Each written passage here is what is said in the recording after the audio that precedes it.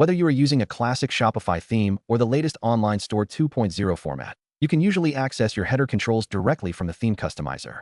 From your Shopify admin, go to Online Store and click the Customize button next to your current theme. This opens the visual editor. Look for a section at the very top labeled Header. If you do not see it immediately, check the Theme Sections panel on the left side of the screen, as some themes nest the header inside a larger header group or top bar section. Clicking on it will reveal the basic settings, such as uploading your logo, adjusting its width, and changing the layout of your navigation menu. To change the actual content within the header, you do not typically do this inside the header section settings. You will need to close the section settings and look for your navigation menu, usually visible on the left panel under the header. Hover over it and click Change Menu. This links the header to a menu you manage in your navigation settings.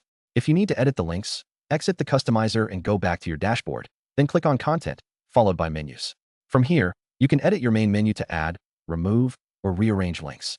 Any change you save here will instantly reflect back in the header of your live preview. For deeper customizations like adding a sticky header that follows the user as they scroll or changing the colors, you will find these options inside the theme settings, not the section itself.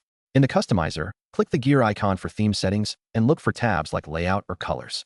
Many themes group the sticky header toggle under a Layout or Header section here. If you want to change the background color or text color of your header, the option is often located in Theme Settings under Colors, categorized as Header Background or something similar, giving you immediate visual feedback on your site.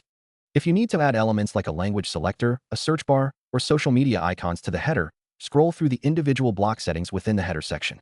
Click Add Block on the left panel, and you will see a list of supported dynamic elements you can drag into your header row.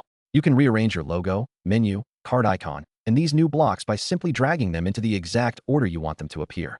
Once you are satisfied with the layout and functionality, always click the Save button in the top right corner of the customizer to push your changes live to your store.